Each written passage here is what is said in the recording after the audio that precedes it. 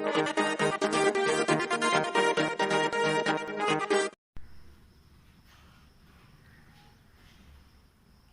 Students, मैं तौफीक खान आपका अपनी इस केमिस्ट्री की क्लास में बच्चों बहुत बहुत स्वागत करता हूँ। बच्चों, जैसा कि आपको पता है कि हमारे इस लेक्चर पर आपको केमिस्ट्री का लेक्चर प्राप्त होता है। यहाँ पर एनसीईआरटी पाठ्यक्रम पर आधारित क्लास 11 तथा क्लास 12 की केमिस्ट्री का पाठ्यक्रम आपको यहाँ पूरा कराया जाएगा तथा साथ ही साथ यहाँ पर केमिस्ट्री को सीखने का एक बहुत अच्छा अवसर मिलेगा। यदि आप मेरे चैनल पर नए हैं तो सबसे पहले आप यहाँ पर मेरे चैनल को सब्सक्राइब कर दें और लाइक करना ना भूलें। और हाँ, मेरे इस चैनल को आप लोगों तक पहुँचाने का कष्ट करें, लोगों तक पहुँचाएँ, सब्सक्राइब कराएँ। जल्दी ही हमारा चैनल जैसे ही 1000 सब्सक्राइबर को टच कर लेगा तो वैसे हम लोग लाइव क्लास लेने लगेंगे। जो मैं वीडियो बनाता हूँ इसी दौरान आप भी अवेलेबल रहेंगे उसी टाइम पर, और सारे प्रश्न के उत्तर उसी समय पूछे जा सकते हैं और उसके उत्तर दिए जा सकते हैं। चलिए, जैसा कि बच्चों आज हम लोग पढ़ने वाले हैं रासायनिक संयोजन का नियम। ये क्लास 11th का टॉपिक है, क्लास 11th का टॉपिक है, फर्स्ट बुक का पहला लेसन, और उस लेसन का नाम है रसायन विज्ञान की मूलभूत अवधारणा। इस लेसन पर पीछे हम लोगों ने कुछ चीज़ों को पढ़ा था, ताप पढ़ा था, द्रव्य क्या है, उनका वर्गीकरण क्या था, द्रव्यमान पढ़ा था, आयतन पढ़ा था, बहुत सी चीज़ें पढ़ी थी। आज इसी क्रम में उसी लेसन पर हम आगे पढ़ने वाले हैं रासायनिक संयोजन का नियम। बच्चों, रासायनिक संयोजन का नियम क्या होता है? ठीक है, होता क्या है, जब दो या दो से अधिक परमाणुएं आपस में संयोजित होती हैं, मिलती हैं, ठीक है, जब दो या दो से अधिक परमाणुओं का आपस में रासायनिक संयोजन होता है तो उसी संयोजन से आधारित कुछ हम यहाँ नियम सीखने वाले हैं, जिसमें कुल 6 नियमों का अध्ययन होगा। इसमें पहला नियम होगा आपका द्रव्यमान संरक्षण का नियम, दूसरा होगा स्थिर अनुपात का नियम, तीसरा होगा गुणित अनुपात का नियम, चौथा होगा व्युत्क्रम अनुपात का नियम, पांचवा गैलुसाक का और छठवां एवोगैड्रो का नियम।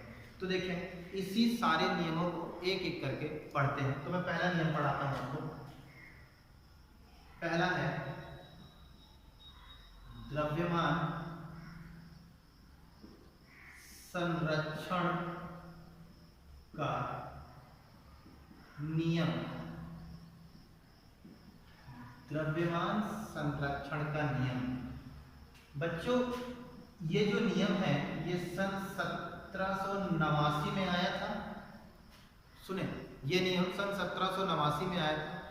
इस नियम का जो प्रतिपादन था वो लोमोनोसोव ने किया था तथा इस नियम की जो पुष्टि थी वो लेवासिए ने की थी।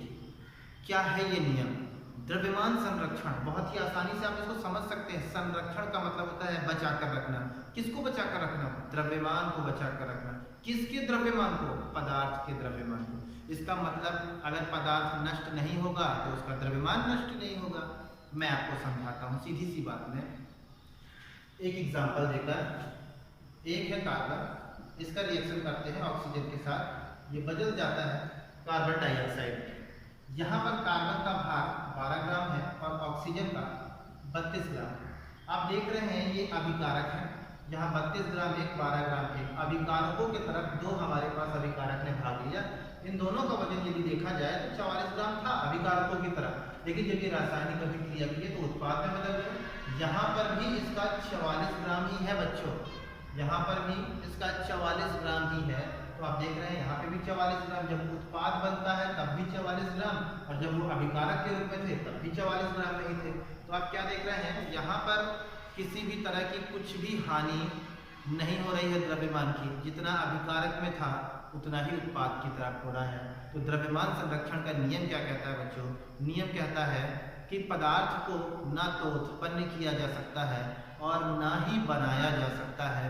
यही है द्रव्यमान संरक्षण का नियम। ठीक है, इस नियम को जो मैंने बोर्ड पर एग्जाम्पल दिया है, इस एग्जाम्पल के साथ आप इसको व्याख्या करें, कॉपी पर लिखें, बहुत ही अच्छा समझ में आएगा। इसके बाद अगला टॉपिक देखेंगे, दूसरा पॉइंट हम लोग दूसरा टॉपिक देखेंगे। बच्चों, जो दूसरा टॉपिक होगा हमारा उसको बोलेंगे स्थिर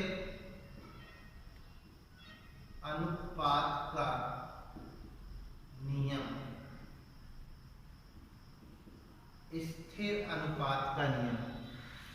बच्चों, क्या स्थिर है? अनुपात स्थिर। किसका रासायनिक संयोजन पढ़ रहे हैं, 2 या 2 से अधिक परमाणु मिलेंगे तो यौगिक बनाएंगे निश्चित तौर पर। तो ऐसा यौगिक बच्चों, ठीक है, पहली बात मैं इसकी बात कर लेता हूँ। ये जो स्थिर अनुपात का नियम था बच्चों, ये नियम प्राउस्ट ने दिया था। प्राउस्ट ने इस नियम को दिया था और ये नियम 1754 से लेकर 1826 के बीच का है, ठीक है। तो देखिए स्थिर अनुपात का नियम क्या कहलाता है बच्चों, ठीक है। नियम ये कहता है कोई भी यौगिक, उसको चाहे आप किसी भी विधि के द्वारा बनाए हो, चाहे आप कहीं से भी प्राप्त किए हो, उसमें भाग लेने वाले परमाणुओं का अनुपात हमेशा निश्चित होता है, बदलता नहीं है। यही है स्थिर अनुपात का नियम। जैसे जल ले लीजिए, पानी। इस पानी को आप अपने घर से ले आइए, बगल के पड़ोसी के घर से ले आइए, अपने जिले से ले आइए, अपने राज्य से ले आइए, भारत से ले आइए, विदेशों से ले आइए, किसी भी स्रोतों से बना ही क्यों न लीजिए, जल का सूत्र H2O ही होगा और इसका जो अनुपात होगा ये होगा 2 इसके परमाणु के संख्या और इसका हाइड्रोजन का भार 1 अनुपात ऑक्सीजन की संख्या 1 भार 16 और इसको हम अगर सरल अनुपात में करते हैं तो 1:8। तो देखेंगे जल का अनुपात 1:8 किसी भी स्रोत से पा लीजिए, कहीं से भी पा लीजिए, हमेशा 1 है, इसीलिए इसको स्थिर अनुपात का नियम कहते हैं। तो इसे आप नोट कर लेंगे, जो मैंने बोला है इसे आप नोट भी करते चलें कॉपी पर। आगे देखें थर्ड पॉइंट क्या है। तो बच्चों जब ये वीडियो चलेगी तो आप बीच में वीडियो को पॉज भी करते चलें, जैसे लिखते समय आप वीडियो को रोक रोक कर अपनी कॉपी पर नोट्स बनाते चलें। तीसरा देखते हैं बच्चों, गुणित अनुपात का नियम। बच्चों अब हम लोग गुणित अनुपात का नियम देखते हैं। तो ये जो गुणित अनुपात का नियम था ये 1803 में आया तथा डाल्टन ने दिया था। 1803 में आया तथा डाल्टन ने इस नियम को दिया था। ये नियम बच्चों मैं आपको बताऊंगा, लेकिन इसको मैं एक उदाहरण के द्वारा समझाऊंगा तो आपको बहुत बेहतर समझ में आएगा, ठीक है। जैसे बच्चों हमारे पास हाइड्रोजन है, इस हाइड्रोजन से क्रिया करती है ऑक्सीजन, तो हो सकता है एक बार हमारा उत्पाद H2O बने, हो सकता है हमारा एक उत्पाद H2O2 बने। तो देखें इसका अनुपात क्या होता है, इसका होगा 2, इसका होगा 16, तो ये बन जाएगा 1:8। इसको देखें, इसका होगा 2, इसका होगा 32, होगा 16 दूना 32। इसको और सॉल्व करेंगे तो ये हो जाएगा 1:16। तो अब क्या दिखेगा, अब इसको समझिएगा।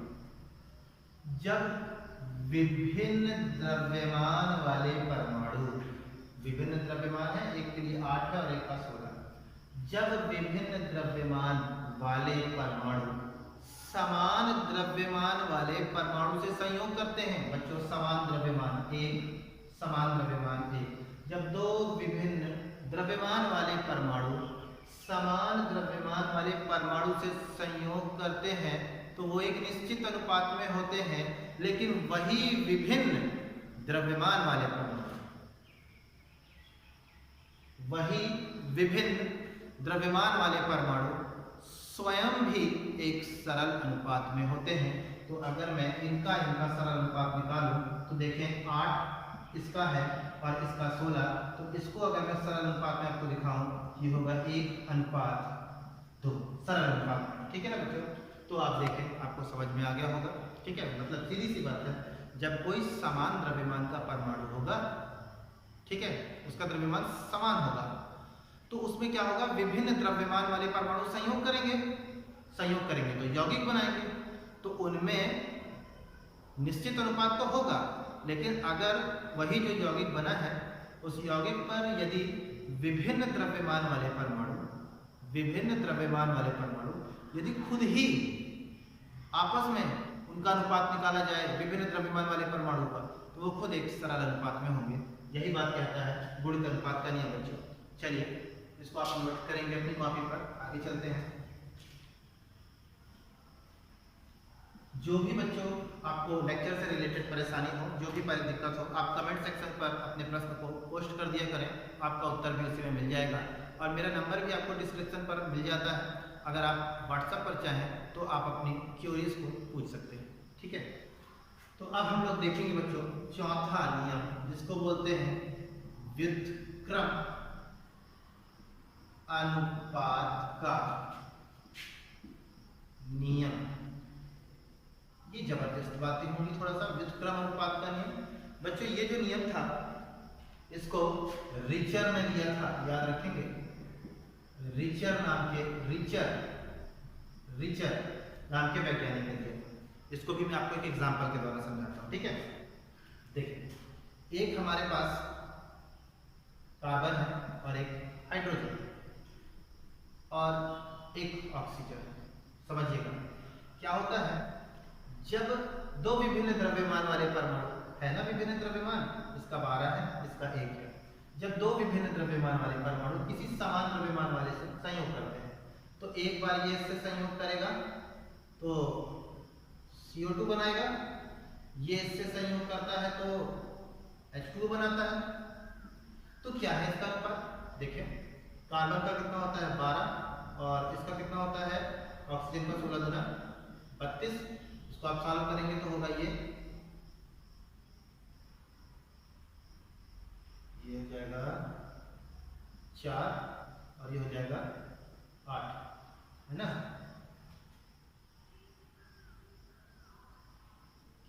ये हो गया,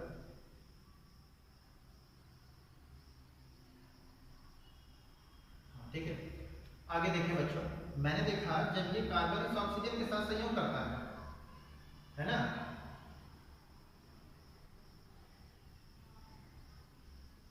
एक मिनट थोड़ा सा इसको समझें।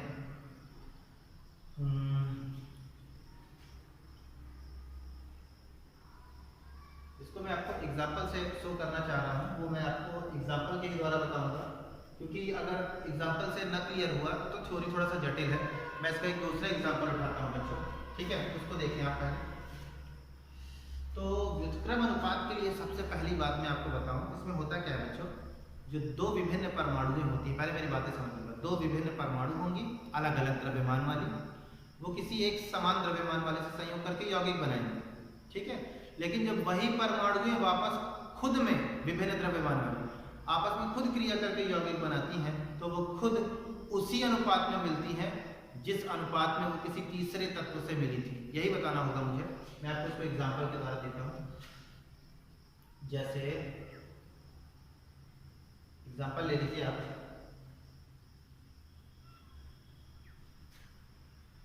COH,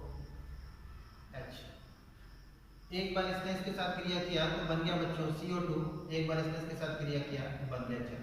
ठीक है, तो इसका अनुपात कितना होगा, इसका अनुपात होगा 3:8, 3:8, 3 इसके लिए 8 इसके लिए। ठीक है, अब इसका कितना आएगा 1:8। अगर मैं कहूँ कार्बन की संख्या कितनी 3 है, नहीं 3 नहीं होगी,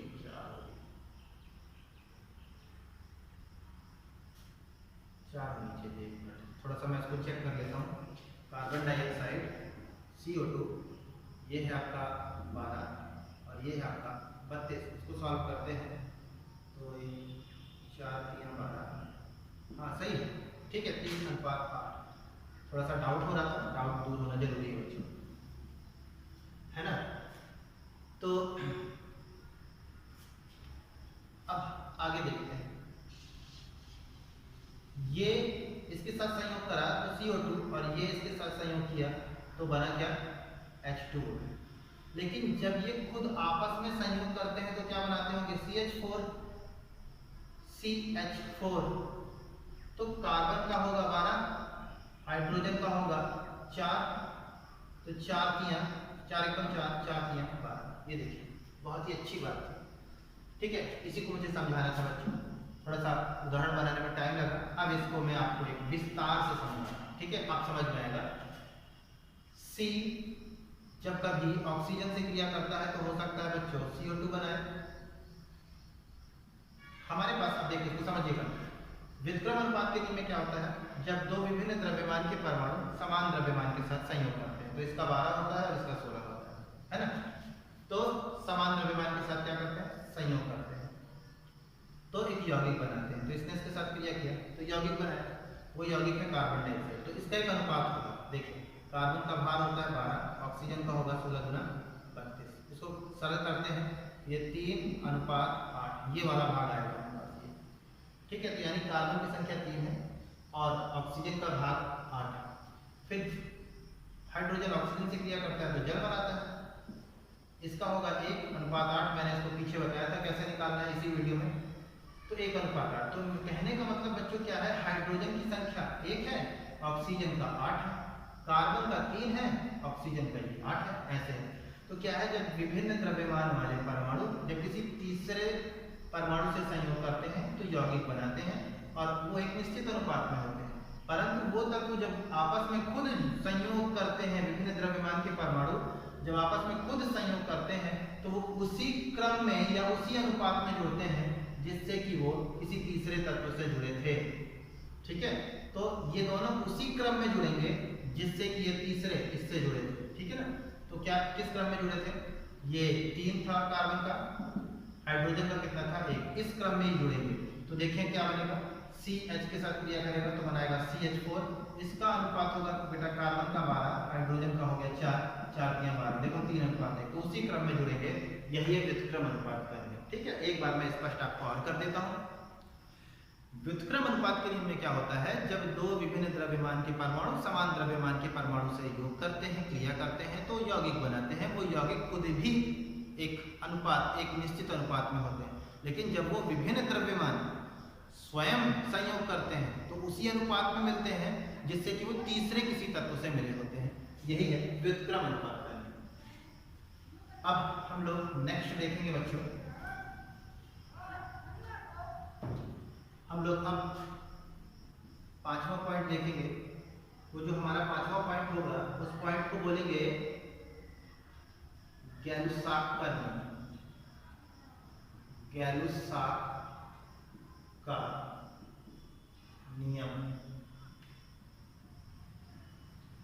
गैलुसाक, गैलुसाक खुद एक वैज्ञानिक थे, ठीक है, इन्होंने ये नियम दिया था।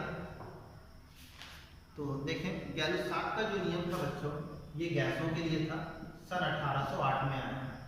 गैलुसाक का नियम गैसों के लिए था जो सन 1808 में आया था। इस नियम में क्या कहा था, इस नियम में ये बात कही गई थी कि स्थिर ताप तथा स्थिर दाब पर, ठीक है, स्थिर ताप तथा स्थिर दाब पर प्रयोग में लिए गए सभी गैसें एक सरल अनुपात में होगी, यही बात। स्थिर ताप तथा स्थिर दाब पर जो भी हम गैसें प्रयोग में लाते हैं, जैसे हाइड्रोजन, क्लोरीन, जो भी गैसें हम प्रयोग में लाते हैं तो ये क्रिया करके क्या बना लेती है, यौगिक बना लेती है, HCl ये बनाएगा।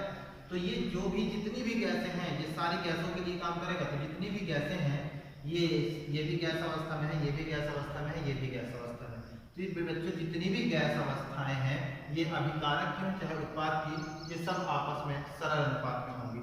तो इसका 1 मोल, इसका 1 मोल और इसका 2 मोल, तो आप देखें एक सब सरल अनुपात में है। ऐसे भी ले सकते थे 100 ml, 100 ml, 200 ml, फिर इसको काट देते तो यही चीज आती है, ठीक है। तो देखें गैलुसाक का नियम क्या कहता है, स्थिर ताप तथा, एक सेकंड बेटा, तो थोड़ा सा कष्ट के लिए खेद है, थोड़ा सा स्कूल पर बेल लग गई थी इसीलिए आपको थोड़ा सा रुकना पड़ा। तो बच्चों क्या है, स्थिर ताप तथा स्थिर दाब पर प्रयोग में जो भी गैसें लाई जाती हैं एक्सपेरिमेंट में, तो अभिकारक के रूप में गैसें होंगी तो उत्पाद भी बनेगा, तो वो अभिकारक और उत्पाद सब के सब एक सरल अनुपात में होंगे। ये उदाहरण से आप इसको लिखेंगे। इसके बाद नेक्स्ट पॉइंट हम लोग देखेंगे,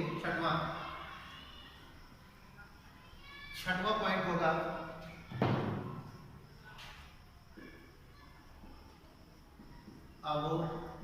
अवोगाद्रो का नियम। अब हम लोग अवोगाद्रो का नियम देखेंगे। ये नियम जो था बच्चों सन 1811 में आया था, अवोगाद्रो ने ही दिया था। ये नियम क्या कहता है? समानता और समानता, समानता और समानता पर सभी गैसों के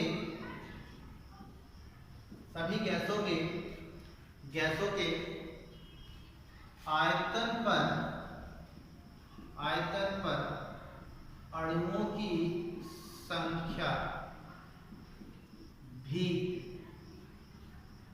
समान होती है।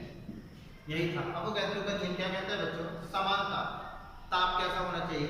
समान होना चाहिए, ताप भी समान होना चाहिए, यानी एसटीपी पर, ठीक है। समानता पर समान दाब पर जितनी भी गैसें होती हैं उन गैसों का जो भी आयतन होता है, तो गैसों के आयतन के ही बराबर उन गैसों की अणुओं की संख्या भी होगी। यही था अवोगाद्रो का नियम। तो बच्चों उम्मीद करता हूँ आपको मेरी ये क्लास समझ में आई होगी। यदि कोई प्रॉब्लम है, कोई दिक्कत है, तो आप कमेंट सेक्शन पर इसको परेशानी जो भी दिक्कत है कमेंट बॉक्स पर आप लिख के भेजें, उसका उत्तर आपको मिलेगा। धन्यवाद।